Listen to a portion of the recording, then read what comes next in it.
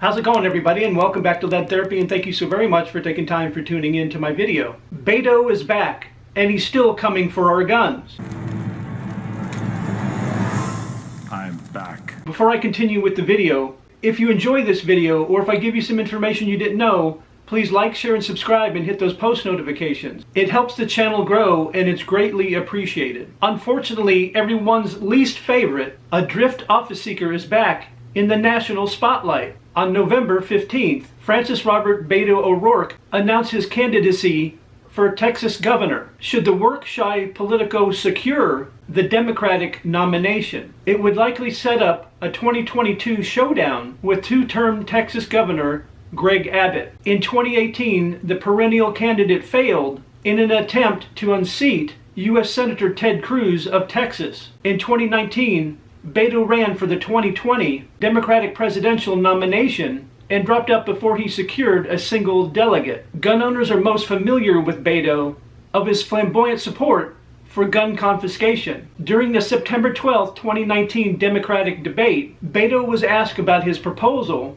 to confiscate commonly owned semi-automatic firearms. Beto in part responded by saying this: Hell yes, we're going to take your AR-15, your AK-47. The Beto campaign would go on to sell t-shirts with the anti-gun slogan. Less than a week later, Beto reiterated his call for gun confiscation on CNN's Cuomo Primetime. During the interview, Chris Cuomo asked Beto, "So all right, let's state the proposition. Are you in fact in favor of gun confiscation?" Beto responded with yes. In addition to confiscating commonly owned semi-automatic firearms, Beto has endorsed all manner of other gun restrictions. In September 2019, Beto demanded that banks and other financial services providers stop doing business with firms that manufacture commonly owned semi-automatic firearms. Moreover, Beto demanded that these financial institutions to prevent prospective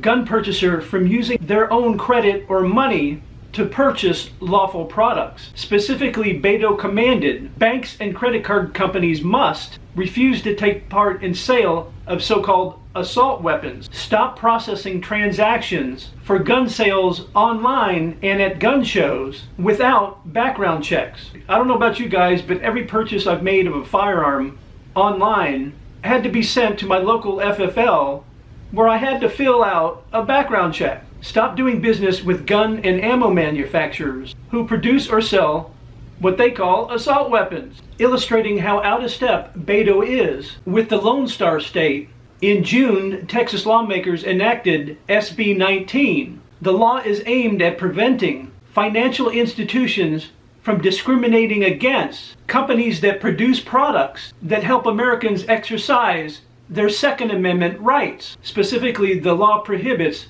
government entities from contracting with financial institutions that discriminate against a firearm accessory, or ammunition manufacturer, distributor, wholesaler, supplier, or retailer, a sports shooting range, or a firearm trade association. Beto was also the only presidential candidate to endorse the gun control peace plan put forward by David Hogg and his associates at March for Our Lives. The plan's tenets included re-examine the District of Columbia versus Heller, interpretation of the Second Amendment, annual gun licensing, a federal ban on commonly used semi-automatic firearms and their magazines, and a reduction of our domestic firearm stock to at least 30%. The two-time failure hasn't backed off his gun confiscation stance since announcing his gubernatorial bid. Speaking with the Texas Tribune for an item to coincide with his campaign announcement, Beto stated, "I think most of us also understand that we should not have military-style weapons used against our fellow Texans." The candidate also criticized recent changes in Texas law that respect the rights of law-abiding Texans to carry a firearm for self-defense without having to acquire government permission. In addition to Beto's seeming desire to extend his political losing streak, some might be confused about how Beto has time to run for office. After all, voters were promised that Beto would have an important role tackling guns for the Biden administration. At a March 2nd, 2020 campaign rally in Dallas, Beto endorsed Sleepy Joe Biden for president. Sharing the stage with his former rival, Biden stated, "I want to make something clear. I'm going to guarantee you this is not the last you'll see of this guy."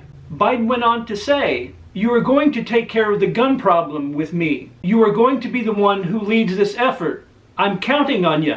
Following the campaign event, Biden and Beto went to a local burger chain, Whataburger, where Biden continued to heap praise on Beto's anti-gun advocacy. Speaking about Beto and gun control, Biden stated, "This guy changed the face of what we're dealing with regarding guns, assault weapons, and I just want to warn Beto's wife that if I win, I'm coming for him." Of course, Biden never came for him. That could be reasonably be chalked up to the befuddled president's waning memory. It also might be the case that given the strong opposition to Biden's radical ATF director nominee, gun control lobbyist David Chipman, posting an even more toxic figure to an administration post would have proved even more untenable. I would like to hear your thoughts in the comment section down below, what you think about Beto O'Rourke running for governor of the state of Texas. And as I mentioned in the starting of the video,